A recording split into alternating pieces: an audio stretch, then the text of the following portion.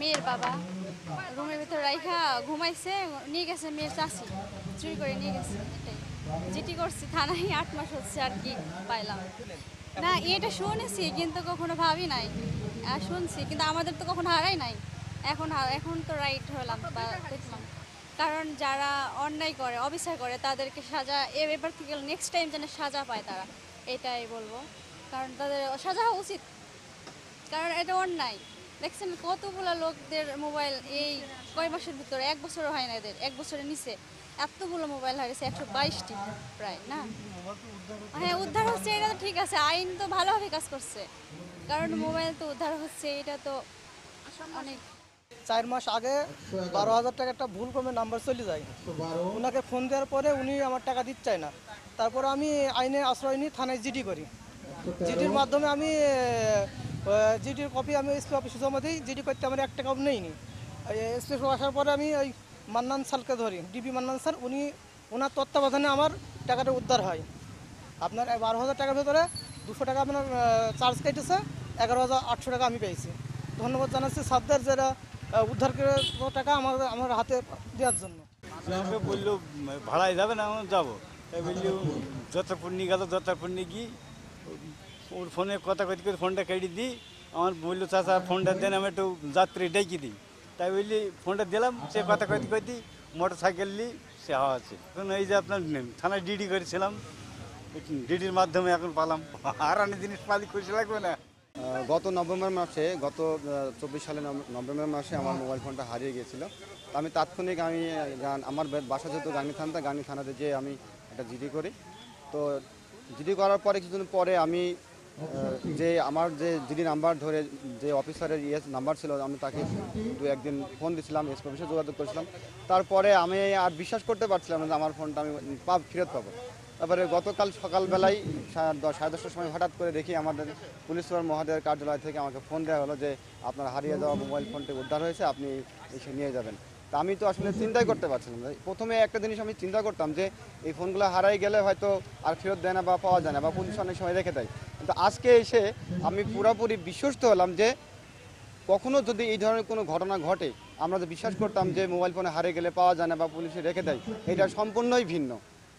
আমরা আশা করি আমাদের পুলিশের প্রতি আমাদের বিশ্বাস রাখা উচিত যে আমাদের কোনো ক্ষতি বিশেষ করে পুলিশ হতে দেবে না, এই বিশ্বাসে আমরা বিশ্বস্ত হতে চাই। আমাদের তো মানে অনুভূতি খুবই অন্যরকম, খুবই ভালো লাগছে যে আমরা এরকমভাবে পাচ্ছি। আমাদের প্রশাসন এরকমভাবে মনে করেন যে হেল্প করলো, সবাই আমরা খুবই আনন্দিত। কেন আমরা পাইলাম এতদিন পরে মোবাইল ফোন পাইলাম, মিনিমাম আপনার হচ্ছে আমাদের 7 মাস পরে আমি ফোনটা পাইলাম। আমার অনেক ইয়ে ছিল, মানে ডকুমেন্ট ছিল আমার ফোনে, আমি খুবই বিভ্রান্ত ছিলাম 7 মাস ধরে। আমার হচ্ছে ফোনটা মনে করেন মূলত হচ্ছে বোনের, বুঝলেন। এই ফোনটা হচ্ছে কলেজ থেকে হারাই গেছিলো, কে যেন নিয়ে গেছিলো, মানে ব্যাগ থেকে চুরি করে। মানে আমার প্রশাসন হেল্প করছে, আমি জিডি করছিলাম, এরকমভাবে প্রশাসন জানাইলো ফোন দিয়ে, এরকম মাধ্যমে আমাদের সুন্দরভাবে আনুষ্ঠানিকতার মাধ্যমে আমাদের ফোনটা আবার পুনরায় ব্যাগ দিল। বিগত 5ই আগস্ট পরিবর্তিত পরিস্থিতিতে মেহেরপুর জেলা পুলিশের পাশে থেকে সার্বিক সহযোগিতা করার জন্য মেহেরপুরের সকল শ্রেণী পেশার মানুষের প্রতি জেলা পুলিশের পক্ষ থেকে কৃতজ্ঞতা জানাই।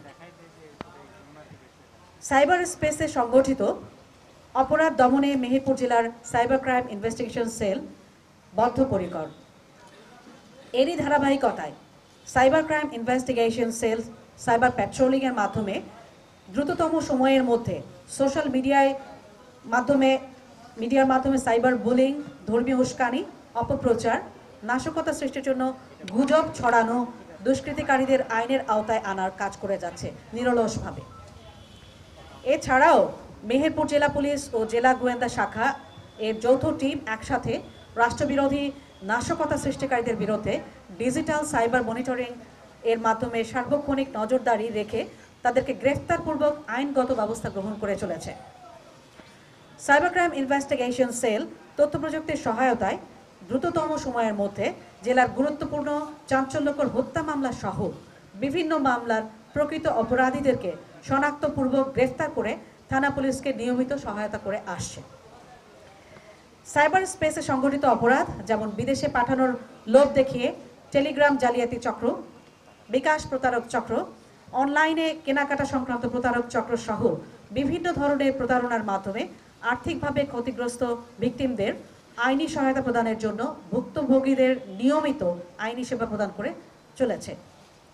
এরই ধারাবাহিকতায় জুন ও জুলাই 2025 মাসে সাইবার স্পেসে প্রতারণার মাধ্যমে আত্মসাৎকৃত সর্বমোট 9,17,000 টাকা উদ্ধার সহ দেশের বিভিন্ন স্থান থেকে প্রতারক চক্রের 3 জনকে গ্রেফতার করে বিজ্ঞ আদালতে প্রেরণ করা হয়েছে এবং বিভিন্ন সময়ে বিকাশ ও নগদ মোবাইল ব্যাংকিংয়ে ভুলক্রমে এক নাম্বার থেকে অন্য নাম্বারে চলে যাওয়া 1,01,300 টাকা সহ সর্বমোট 10,18,300 টাকা জেলার সাইবার ক্রাইম ইনভেস্টিগেশন সেল উদ্ধার করে প্রকৃত মালিকের নিকট ফেরত প্রদান করে।